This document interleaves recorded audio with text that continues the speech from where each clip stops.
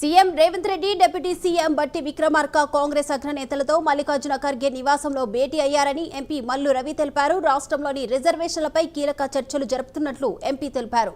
అదేవిధంగా సాయంత్రం 5 గంటలకు పార్టీ ఇన్ఛార్జీలు అగ్రనేతలు ఎంపీలతో ఇందిరాభవన్లో సమావేశం కానున్నారని కూడా చెప్పారు.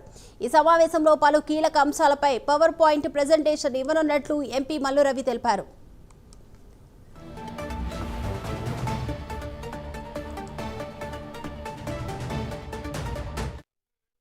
గారు ఉప ముఖ్యమంత్రి కుమార్ గారు ముఖ్యమంత్రి రేవంత్ రెడ్డి గారు ఉప ముఖ్యమంత్రి కుమార్ గారు